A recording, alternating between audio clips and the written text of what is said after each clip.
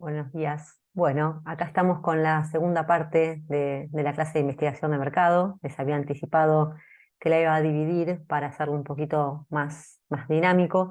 Así que si les parece, retomamos. Voy a compartir pantalla con ustedes para que podamos ver la presentación.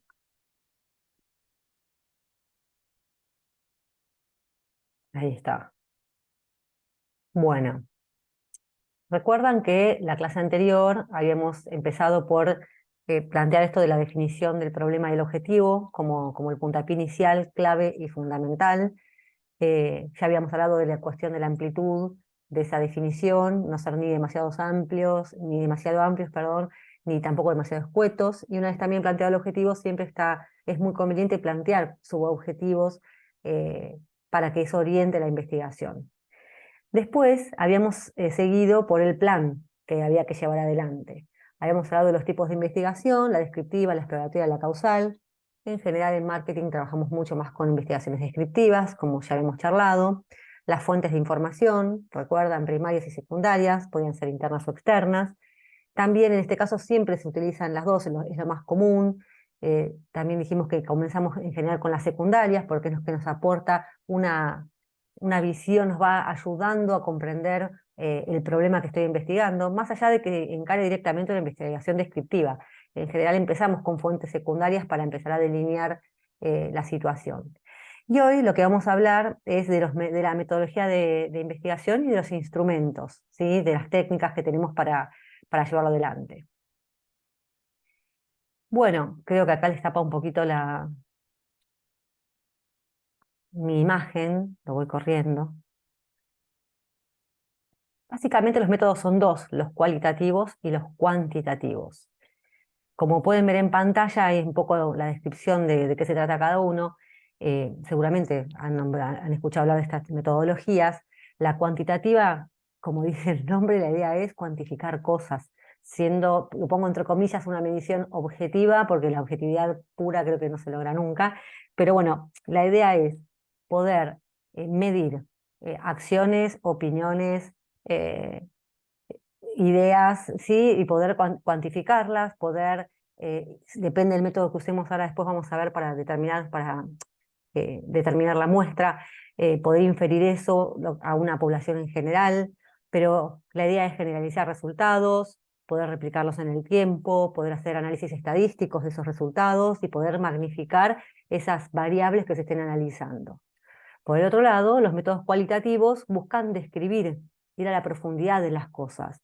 Ya no estamos hablando de muestras, son en general unidades de investigación más pequeñas y buscamos el porqué de las cosas, ir a lo profundo, a sentimientos, explicaciones, a razones.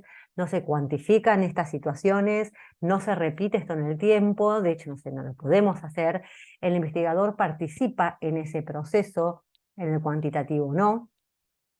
Y la idea es interpretar estas respuestas que uno logra obtener de este tipo de métodos, y cuando no hay una respuesta porque es simplemente una observación, que ya lo vamos a ver más adelante, también interpretar lo que está sucediendo, ir al foco, a la riqueza de la información, a la profundidad de la situación, ¿sí?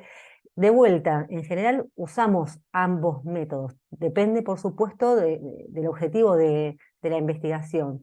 Si por ejemplo mi objetivo es hablar de la marca, el posicionamiento que esta marca tiene, con qué está relacionado, con qué la gente lo asocia, qué sentimientos despierta, por ejemplo, bueno, pareciera que tendríamos que buscarnos más a los métodos cualitativos que nos pueden brindar esta información.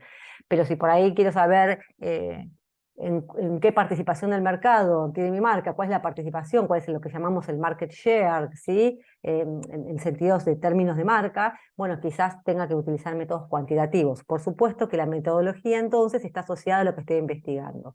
Y como decía, en general usamos ambos métodos. Son diferentes, ambos son útiles y los dos tienen su riqueza en información. ¿Qué técnicas, instrumentos o métodos de contacto tenemos para llevar esto adelante? También de esto han escuchado hablarse seguramente y han sido seguro objetos de estudio. Todos hemos contestado alguna vez una encuesta, quizás más de uno de ustedes ha participado de una entrevista en una investigación, no lo sé, pero bueno, es posible. Entonces, empecemos por el más común, las encuestas. Técnica clásica cuantitativa, ¿sí? La idea es seleccionar una muestra de una población, ahora vamos a ver un poco de eso, y poder, aplicando un cuestionario que es riguroso, que es siempre el mismo para todos, que tienes un conjunto de preguntas, después vamos a ver de qué tipos, que se aplican a esa muestra, bueno, poder recabar esta información y analizarla con este método cuantitativo del que hablábamos anteriormente. La encuesta es una herramienta cuantitativa por excelencia.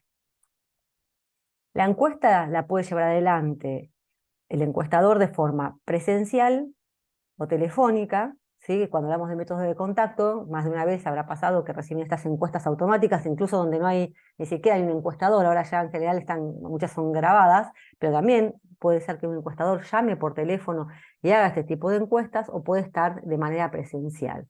Después tenemos por otro lado las encuestas que son autoadministradas. Cuando estamos en algún lugar, hicimos un curso, nos atendieron en una oficina, nos dan un formulario para llenar una encuesta, eso es presencial. De vuelta, telefónica, estas grabadas de las que les hablaba, o también online, esto es lo que ahora se utiliza mucho, cuando recibimos un link para acceder a un formulario, que lo autoadministramos de manera en internet, en la red.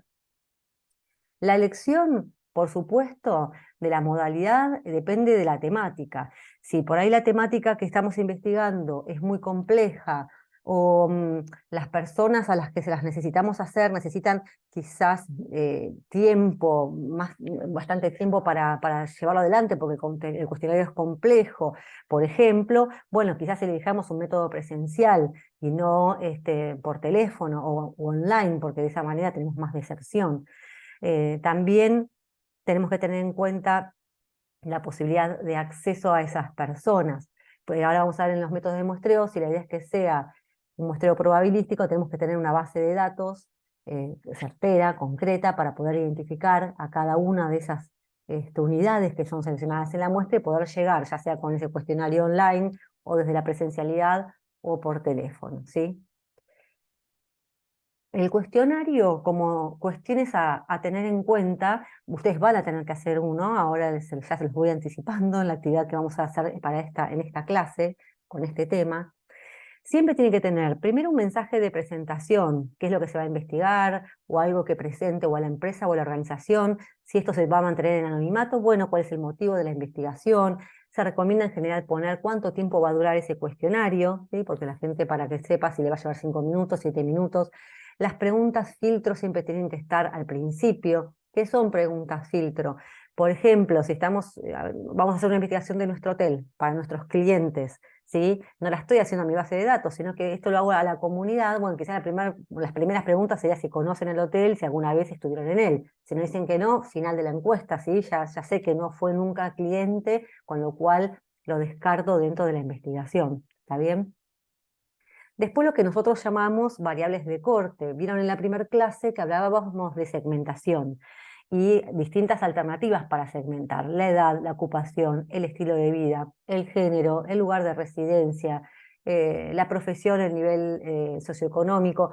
Este tipo de preguntas, para poder hacer después una segmentación utilizando alguno de estos criterios, tienen que estar en el cuestionario, esos datos preguntados. En general se suelen poner al principio.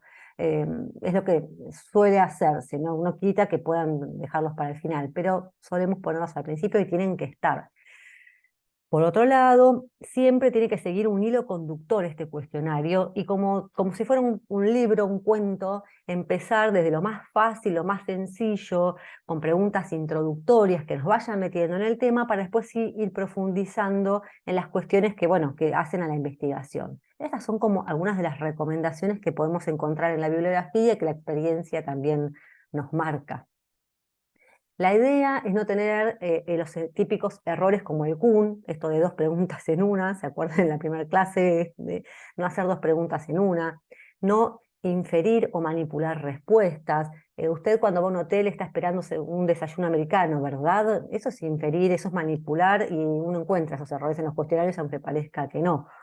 Tratar de usar vocabulario sencillo, directo y familiar, o que por lo menos sepamos que los encuestados o el público al que vamos a apuntar sean palabras que entiendan, que comprenden y que les resulten familiares, ¿está bien? No quiere decir que siempre tenga que ser sencillo, depende del público con el que hablamos. Evitar preguntas que generen rechazo, o si tenemos que hacerlas, ponerlas en general al final del cuestionario. A veces preguntar por cuestiones de ingreso, eso a veces puede generar rechazo, a veces lo queremos preguntar, por ahí conviene ponerlo al final. Cuestiones en cuanto a decisiones en cuanto a religión, en cuanto a política, a veces, bueno, por ahí ni caben en la investigación, pero bueno, a veces la gente puede sentirse con este tipo de preguntas invadida, entonces si necesitamos hacerlas, ser lo más delicado posible en la redacción y ponerlas a veces al final del cuestionario. No hacer dos preguntas en una, esto como decíamos del Kuhn, ¿sí? ¿Le gusta la playa o le gusta la montaña para vacacionar? Bueno, me estás preguntando dos cosas, si la respuesta es sí o no nada más, nunca voy a poder saber a qué se refería el encuestado. Algunos tips para tener en cuenta a la hora de redactar este instrumento. Las preguntas tenemos de distintos tipos, hay un montón de opciones. Las más comunes son lo que se llama la categoría de cerradas o abiertas. Las cerradas son donde las opciones están ahí escritas, no puede explayarse el encuestado. Puede ser de respuesta única, sí o no, o mucho o poco, ¿sí? No es que siempre tiene que ser sí o no. En este caso, si es un sí o no, o mucho o poco, también entra lo de dicotómico, tengo dos opciones. Pueden ser preguntas con escala, evalúo del 1 al 5, muy bueno, bueno, malo, regular, o sea, plantear escalas para la respuesta a la consigna. A veces también pueden ser cerradas y de respuesta múltiple, donde el encuestado puede elegir más de una opción. Por el otro lado, tenemos las preguntas abiertas, donde ahí sí le dejamos al encuestado que pregunte lo que quiere. ¿Qué es lo que más le gusta de ir a la playa? ¿Qué es lo que más le gusta de un restaurante? ¿O qué es lo que espera recibir en una agencia de viajes? Ahora vamos a ver algunos ejemplos. Las preguntas con respuestas abiertas en los cuestionarios tienen la complejidad luego del análisis. Cuando nosotros lo van a comprobar ustedes mismos, lo llevamos a un Excel, por ejemplo, que es una herramienta que todos tenemos, que la mayoría sabe usar mínimamente y que nos permite perfectamente analizar resultados de encuestas. Cuando no hay una categoría predeterminada y el encuestado puede contestar lo que quiera, después para analizar esa información es mucho más tedioso y lleva mucho más tiempo porque sí tengo que leer una por una y empezar yo a armar categorías de temáticas. Pero es muy rico también saber qué opina sin tener que yo dirigir o sugerir esa respuesta. Con lo cual, en general, depende de lo que estoy preguntando, pero me echamos preguntas cerradas y abiertas, por supuesto. Después también tenemos estas opciones de espontáneas o guiadas. Cuando hay un encuestador presente, o sea, cuando no es un cuestionario autoadministrado, muchas veces para evaluar esa espontaneidad en la respuesta, el encuestador tiene en su formulario una pregunta donde por ahí hay varias opciones escritas, pero no para que se las hagamos al encuestado de primera mano. Por ejemplo, ¿qué es lo que evalúa a la hora de ir a un hotel? El encuestador puede tener en el formulario distintas cosas escritas como la ubicación, el tipo de desayuno, formas de pago, la categoría en cuanto a estrellas, que tenga servicio de lavandería y demás. Pero no leérselas, sino simplemente dejar eso hacer esa pregunta de modo abierto, ¿qué es lo que evalúa a la hora de elegir un hotel? Y de espontáneamente dejar que el encuestado responda. Él puede ir marcando en esas opciones que tiene y en general se hace una marca de que fue esa respuesta espontánea. Eso también está puesto en el formulario. Si vemos que el encuestado no dice nada, no sé, muchas veces eso sucede, ahí sí se puede hacer la respuesta guiada, en leerle todas esas opciones para que él elija lo que le parece más relevante. Y después de vuelta, hay opciones de respuestas múltiples, donde el encuestado puede elegir más de una opción, o simples, donde le digamos, bueno, de todas estas marque solo una. En cada una de las alternativas, la información que estamos buscando es diferente, el análisis también, pero bueno, todas aportan distintos ángulos a la investigación. Eso, elegirlas, qué tipo de preguntas, cuántas de cada una y demás, bueno, ya pasa mucho por la experiencia del investigador y el tipo de información que estamos buscando relevar. Veamos algunos ejemplos. Pregunta dicotómica cerrada, muy clásica. ¿Suele salir de vacaciones? ¿Sí o no? Acá pusimos sí o no, siempre sugerimos poner la opción no contesta. Siempre alguien puede elegir no contestar algo y está bueno que eso quede registrado, ¿sí? Siempre también que alguien no conteste es información de alguna manera. Lo que decíamos hoy de escala, la escala de Likert, por ejemplo, una de las opciones dentro de estas escalas es poner del 1 al 5. Evalúe la atención de nuestro hotel del 1 al 5, siendo 1 la más baja, 5 la más alta, escalas. Pregunta cerrada con respuesta múltiple, como les decía recién. ¿Cuáles de estos servicios le parecen imprescindibles en un hotel? Puede marcar más de una opción. Acá estamos diciéndole, bueno, podés elegir, no tenés que elegir la más importante, sino todas las que te parecen imprescindibles, ¿sí? Por poner algunos ejemplos. Siempre deberíamos poner la opción no contesta también. Pregunta cerrada con opción única. ¿Qué tipo de destino prefiere para sus vacaciones? Elija una opción. Te pongo varias, pero la idea es que elijas una, la que preferís. Acá buscamos, bueno, jugate. Seguramente también te puede gustar la playa y las grandes capitales, pero bueno, ¿cuál es la que preferís? ¿Está bien? Una pregunta abierta, ¿qué es lo más importante para usted a la hora de elegir una agencia de viaje? Y acá dejar que se explaye. También podemos encontrar preguntas abiertas del tipo, enumere las 3 cuestiones más importantes a la hora de elegir una agencia de viajes y hasta poner, si queremos, el 1, el 2 y el 3 como para que le den ese orden de prioridad. Como decía hace un rato, las preguntas abiertas tienen esta cuestión a tener en cuenta en cuanto a la complejidad después para analizar esos resultados. Pero por otro lado, son muy ricas en información. Otras opciones. Esta es una de grado de acuerdo o desacuerdo. Quizás lo han visto, han tenido una encuesta que completar con este tipo de preguntas, donde se plantea una afirmación y yo tengo que decir si estoy en desacuerdo, poco de acuerdo o de acuerdo. La escala puede variar, puede ser muy en desacuerdo, poco, mucho. Sí, eso es a gusto también del investigador. A veces, resumiendo en 3, es como que buscas que se jueguen más por la respuesta en cuanto a con 3 opciones. A veces cuando tengo muchas, la gente tiende a ir al medio. Bueno, eso hay que evaluarlo. Y puedo plantear afirmaciones. Por ejemplo, lo más importante a la hora de elegir una agencia de viajes es su trayectoria y confiabilidad. Yo hago una afirmación y el encuestado dice si está de acuerdo con eso o en qué medida está de acuerdo, ¿sí? Como estamos viendo ahí. No me interesa que me asesoren en la agencia, solo que me armen el viaje que tengo pensado. Antes de ir a una agencia busco toda la información posible por internet. ¿Está bien? Ahora, fíjense, muchas veces este tipo de afirmaciones surgen de las fuentes de información secundarias, quizás que analicé o que investigué.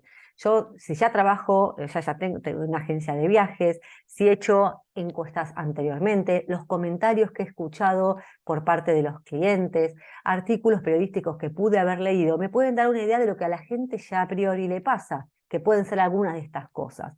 Entonces, usando esa información secundaria relevada de distintas fuentes, puedo utilizarla para plantear o redactar estas afirmaciones que quiero comprobar, por ejemplo, en un mercado potencial para mi agencia. ¿Está bien? Otra opción, completar la frase. En vez de hacer una afirmación y plantear un grado de acuerdo o desacuerdo con la misma, es decir, lo más importante de un restaurante es, en un hotel no puede faltar, antes de elegir un destino turístico me fijo que en el mismo haya, la calidad de atención implica, y dejar que la persona termine la redacción de esa frase. Como decíamos, la complejidad del análisis posterior. Pero de vuelta son preguntas que podemos encontrar en un cuestionario, pero son muy ricas de información. Si no, las vamos a ver en lo que es otra metodología, que es la entrevista, que es una herramienta de método cualitativo por excelencia, con lo cual busca esta profundidad de datos y la forma de analizarlos es diferente. Pasamos entonces a eso. La entrevista es otra técnica donde acá sí participa digamos, el investigador, ¿sí? O el entrevistador. Cuando tengo un cuestionario, si es personal, el que está haciendo esa encuesta solamente lee esas preguntas o se espera que solo haga eso y registre las respuestas, ¿está? En una entrevista no, hay una interacción entre el entrevistador y el entrevistado. Va siendo un diálogo donde se va buscando profundidad ante las respuestas que ese entrevistado va planteando. Es decir, que no está completamente estructurado. Va a haber una pregunta 1, 2, 3, 4 y las voy a ir formulando. Lo que en realidad tengo con las entrevistas es lo que nosotros llamamos guía de descubrimiento, donde planteo los tópicos sobre los que quisiera hablar, pero después todo eso va a depender de las respuestas de ese entrevistado, hacia dónde profundice, y por ahí no llega a tocar todos los temas de mi interés. Sí necesito tener registrados los datos demográficos de esa persona, no se los voy a preguntar, lo sé de antemano, ya vamos a ver algunas cuestiones en relación a eso. Busco en general lo que nosotros llamamos una información de perfilamiento. Bueno, que esta persona hable de un día común, cuáles son sus costumbres, sus hábitos, el mejor momento del día o el peor, como para tener una noción de, bueno, qué perfil de persona podemos estar teniendo delante.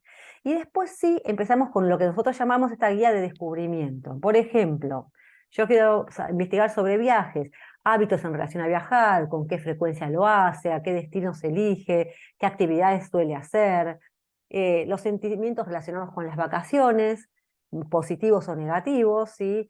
En cuanto a la organización de unas vacaciones, cuáles son las cosas que tiene en cuenta, lo que nosotros llamamos puntos de dolor, por ejemplo, bueno, ¿qué realmente te molesta de organizar un viaje o las vacaciones? ¿Qué cosas te estresan, qué cosas te angustian?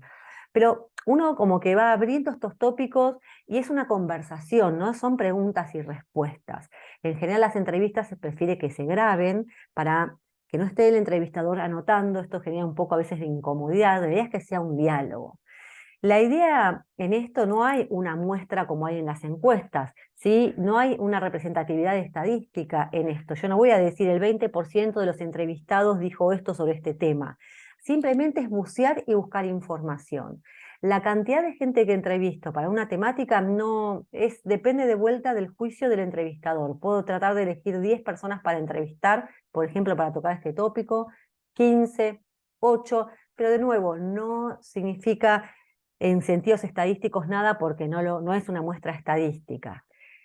¿Cómo encuentro a la gente a entrevistar? Ahí tenemos varias opciones, no demasiadas, pero las hay. Por un lado, hay empresas que se dedican a esto como reclutamiento de personal. Hay gente que están en bases de datos, donde están sus perfiles de edad, nivel socioeconómico, género, lugar de residencia y demás, donde si yo quiero encarar una investigación donde voy a usar entrevistas, le pido a estas agencias, necesito 3 hombres, 3 mujeres que sean profesionales o de tal profesión, porque por ahí soy una universidad, ¿sí? Y estoy pensando en largar una oferta de nuevos posgrados o maestrías. Podría ser el caso. Entonces, le pido a esta agencia un perfil determinado de entrevistado y ellos nos arman ese conjunto de personas con la descripción que les damos y cobran por eso. Esa es una opción. La otra es por conocidos, es decir, los investigadores, preguntarle. De hecho, yo hace poco participé en una investigación, un mall de compras, donde a través de referidos buscábamos a esos entrevistados. Siempre el entrevistador no debe conocer a ese entrevistado, ¿sí? No se tienen que conocer de forma personal. Y a veces las empresas que hacen, por ahí dan algún regalo, o sea, bueno, por participar de esta entrevista tenés una orden de compra en este mall para el que estamos trabajando, o un descuento, o una cena en algún lugar, un presente. Se busca por ahí alguna atención en función del tiempo otorgado, ¿sí? Pero muchas veces es nada también, o sea, por referidos, y si quieren, se les pide participar de una investigación, si están de acuerdo o no, y de esa forma se logra obtener a la gente a entrevistar. ¿Tá? Esas son las alternativas que en la calle terminamos ejecutando cuando hacemos investigaciones. En estas, cuando uno tiene estas entrevistas, pero igual muchas veces se suelen mostrar imágenes, por ejemplo, eh, esto fue para una investigación que hicimos para una empresa constructora que estaba por hacer un edificio de oficinas, para oficinas y para también alquiler temporario. Entonces se mostraban fotos y, bueno, cuál es la fachada que más te gusta y por qué, y ver qué contesta la gente. Bueno, ¿no? Ver qué motivos, me gustan las combinaciones de colores, una entrada amplia, mucho vídeo. Estas son algunas de las respuestas. Mostrar los interiores, cuál es de tu preferencia. Ahora con los cuestionarios online, como veíamos antes, también tenemos esta opción de mostrar estas imágenes porque las podemos incluir en estos cuestionarios, con lo cual también es una pregunta que puede figurar en una encuesta también. Pero bueno, son algunas herramientas que, como ejemplo, para mostrarles de qué se puede hacer para obtener información con encuestas o con entrevistas. Otra herramienta cualitativa también es el focus group, el estudio de grupos. Ustedes quizás también han escuchado este término. Es parecido a la entrevista, pero hay un grupo de personas. En general, son entre 10, se recomienda 8, 10, por ahí como lo mejor, no más de 12. Si el grupo es demasiado amplio, a veces no participan todos. Las personas no tienen que conocerse entre sí.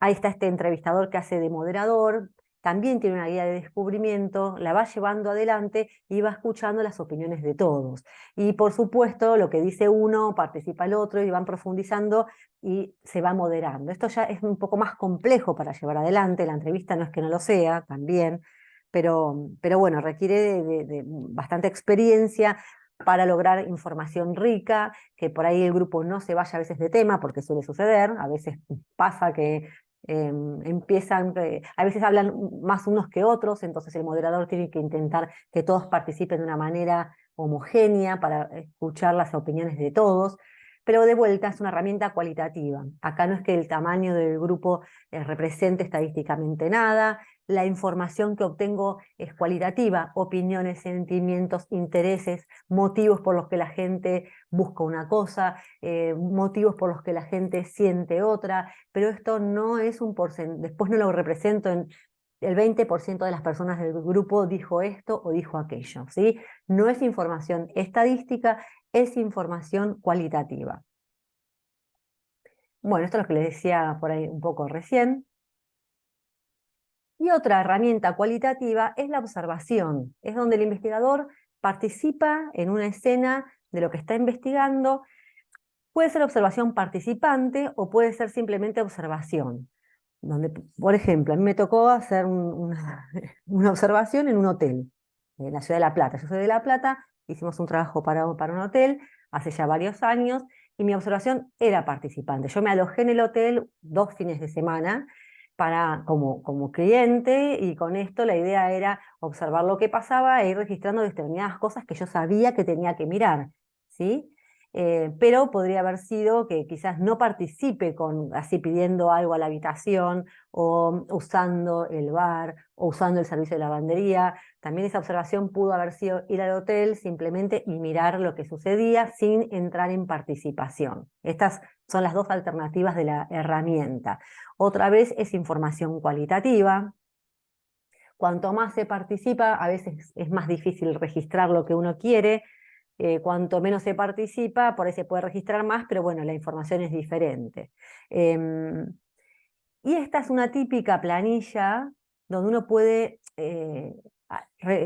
registrar lo que está relevando, previamente definido. Por ejemplo, voy al hotel y lo que yo quiero mirar, entre otras cosas, esto es un ejemplo, es la decoración, la limpieza, la atención, el layout del mobiliario, y voy poniendo en mi planilla lo que me parece. Claramente cuando hago esto no tengo que estar ahí con la planilla presente e ir marcando cosas, pues sería llamativo. En general participo y busco algún momento a solas para completar lo que busqué. ¿Está bien? Si hay más interacción, también estará registrado en esta planilla. La idea es, ¿por qué una planilla? Pues me olvido de esta información y a veces relevo más de una organización. Puede ser que esto lo haga con, por ejemplo, si voy siguiendo con el mismo ejemplo, con varios hoteles. También se hace cuando analizamos competencia, que ustedes ya vamos allá de esa unidad. Cuando analizo competencia y voy a cada uno de estos competidores que están previamente definidos, bueno, de cada uno puedo estar registrando todas estas cosas. También puedo analizar su comunicación, la página web, qué tiene, qué información tiene, qué servicios, qué precios de esos servicios, qué formas de pago, y todo eso ir registrándolo para después en algún momento que se corta con el relevamiento, sentarnos, mirar toda esa información junta y empezar a analizarla. Algunas consideraciones, así como les dije en el cuestionario, cuando hago encuestas, tienen que estar estas variables de corte que usamos después o podemos llegar potencialmente a usar para plantear una segmentación, sí o sí tengo que pensar todas las que necesito previamente y ya incluirlas en ese cuestionario, porque si no después ya no voy a tener esa información. Y por otro lado, ¿qué modelos pienso utilizar de análisis a posterior? Por ejemplo, en la primera clase vimos el modelo de proceso de decisión de compra. Vamos a ver a lo largo de la cursada el modelo BAB, después acuérdense que es un modelo para análisis de marca, el de dimensiones de producto. Esto es lo que tiene esta materia, que todo se relaciona con todo, y ahora todos esos modelos todavía no los vimos. Pero a lo que voy es, si yo voy a pretender usar el modelo de decisión de compra, donde vimos que surge esa necesidad, hay fuentes de información que se contactan, hay cuestiones que se evalúan para tomar esa decisión, y demás, cuestiones culturales, sociales, grupos de referencia que pueden estar influyendo. Si yo quiero usar ese modelo, tengo que hacer las preguntas que me den la información que el modelo requiere en el cuestionario o en las entrevistas, ¿sí? Pero lo que voy es, ya tengo que anticiparme a la hora de plantear estos instrumentos, cuáles son los modelos que sé que voy a intentar usar para ya poder diseñar estos instrumentos con las preguntas que me permitan obtener la información para ejecutar, para poder analizar dichos modelos, ¿está bien? Bueno, por ahí fue mucho, por ahí hablo un poco rápido, no estoy ahí con ustedes para que me lo digan, pero esta clase la pueden ver todas las veces que quieran y también está la bibliografía. Los dejo por ahora, va a quedar una tercera parte muy cortita donde en realidad vamos a hablar alguna cuestión estadística muy por arriba, la idea no es meternos de fondo con eso, pero sí contarles un poco en detalle la actividad que van a tener que realizar, que va a implicar hacer encuestas, entrevistas y analizar la información. Así que bueno, espero que les guste. Nos vemos la próxima.